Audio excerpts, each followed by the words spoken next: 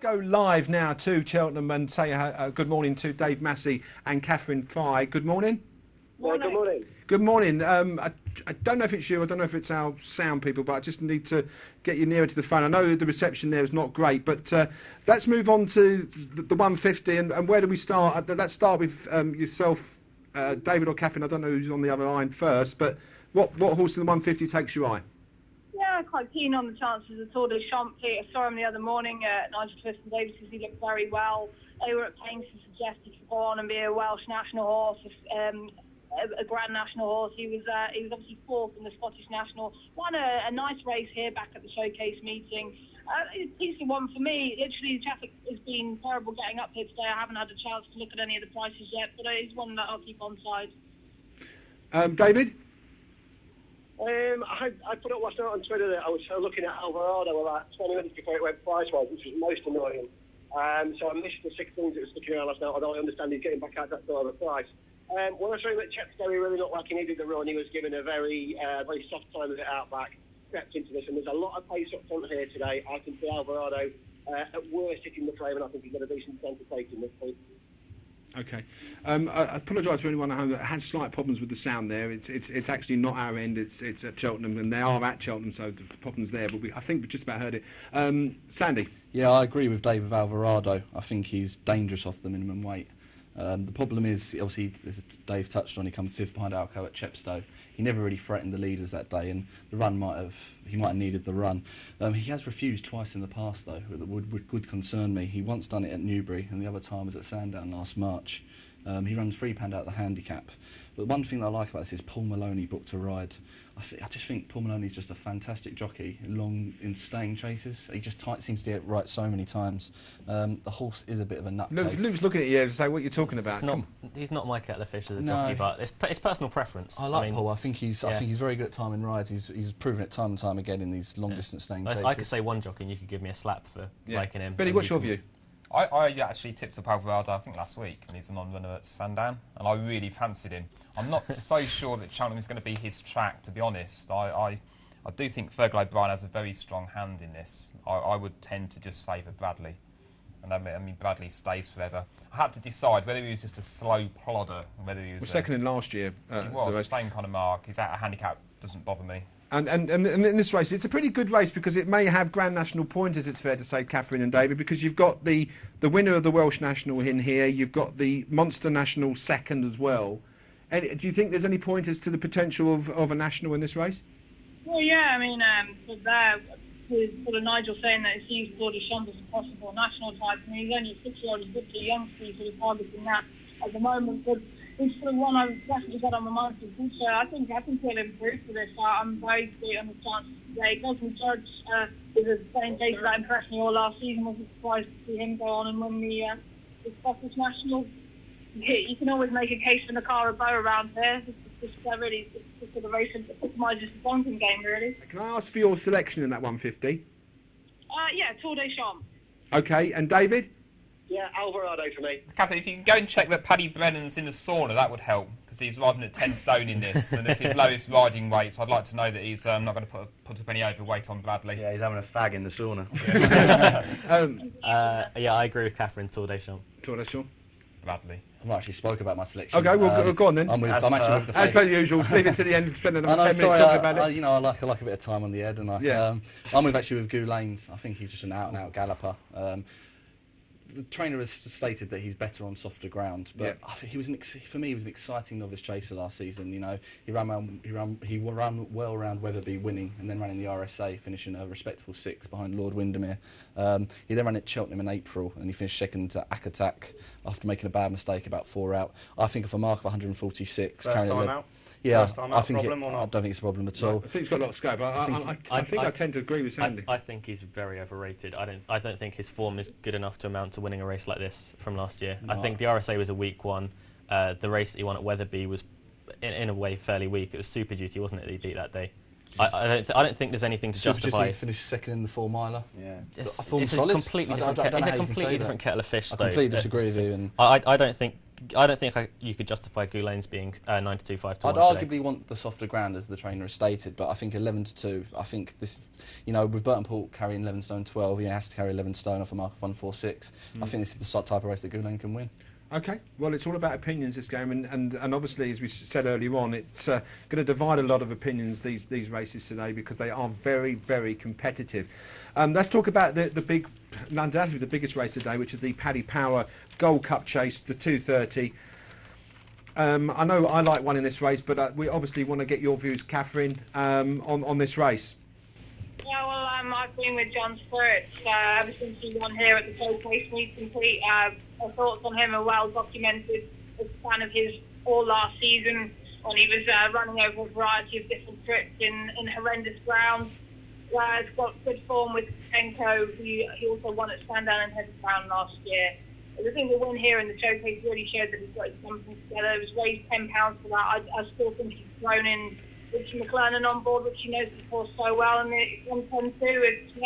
I see that he's actually started to drift a bit. That's fantastic. I might go in again. And last time, it must be added that when you picked John Spirit back in on the 19th of October, and it was well backed. I don't know if it was on your say-so, but it was double figures early on, and it ended up 5-1. David, can you move the market like Catherine? I've already moved it. I'm on Ballynagore at 20 plus. Oh right, there you go. The more he drifted, I just kept going in and backing him. The exchanges these days don't seem to have a clue what's going on as far as anti-place goes. So I've said all along that the time to catch Ballynagore, wherever he turns up, will be first time up, and he's turned up here. I think he's got an outstanding chance to really do. He's one of 4 or 5 in the race we haven't got to the bottom of yet. We just don't know how good they could be. I was there that day when he absolutely destroyed Nikon Frankie. And he didn't come out of second gear that day. The burn play came too quickly for him after that. It wasn't the weight rise that did him. It was the fact that the race just came too quickly after that, and he stopped a bit quick. I'm more than happy to put a line through that and say, look at that Warwick run. He fully deserved the £20 ride for that. I think he's one that could be 4 or 5 in here that you just haven't got to the bottom of yet, in my opinion, Pete. Well, I agree with you, David, and you know a lot about racing if you're coming up with Ballynagore, because I totally agree with you. I mean, this horse had 6 entries for Cheltenham last year, and obviously it didn't do so well because, was it a blood vessel or something? Yeah, I was about to say, you have to be concerned that he's bled in the past. It has to be a concern. But he's had a nice break. I'll tell you what to do here. You back Ballynagore to win, and you lay him for a place. So he's either going to win or he's going to run badly. Back him to win. If he's out of the back, you get your money back. Lay him for a place. That's a very good point from Billy. I completely agree with that method. You watch this horse come come second on there. You messed up. Look, let's let a young student have a say on this one. The young student tipped the big winner last week, wasn't it? I'm going for another big one here, Walkham Folly, who Sandy laughed at earlier, but to be honest, he's going to go for John Spirit, I think, so the form lines tie in. When was the last time he won a race, Walkham Folly? 2010, but last time he's down to a rating of 150 And now. you think he's going to win a Paddy Power Gold I do Cup? think he's going to win a Paddy Power. He's down to 150. He's down to To be 150. fair, Luke's on form. Luke, You're not. He's down. You're He's never on form, to be fair. You're going with a 10-year-old that is a perpetual loser who decides that maybe 6th place will suit him. Paul Nichol's only representative in the race. He's down to 150. He was off 152 last time. He should have been second, but he made a mistake at the last. So he should have been second to John Spirit. If this horse wins He's much better off at the weights of John Spirit this time, and he was still got a touch of class about him. He was fancy for a champion chase once. Please don't tell me no one's going to pick Rajasthani Express. No, that's my one. Oh, Tom, you can't. He's not pleased. You've got to put a line through that one. It wouldn't have won last time. I'm Rajani Express, definitely. Oh, well, that's why you did the flat. Yeah, that's why I did the flat. Yeah, you haven't mentioned the winner. None of you have. It's Colours Squadron, quite clearly. A really classy hurdler. He's slow in here. He's going to skip round off 10 stone 2. He didn't take to chasing last year, granted, but he's only had 12 races. He seems to have been around forever. Can I give you a question? You can. At the festival, he hung really badly, just after jumping 3 from home. Would that worry you again? No. He's going to hang into the stands. Yeah, he was still 5th of 20. He's about a stone better off with Vashani. He's going to be with the audience by the end of the race. No, it'll be a different horse this year. If he hangs in a race like this, he's got no chance. No. Like, he needs to sort that out. You've gone with Walkham Folly. Billy, You've gone with. You look more like a jockey than a panellist at the moment. What? I don't know. I just thought of that one. Catherine, so your selection, a very confident one, is John Spirit. Absolutely, yeah. That's me.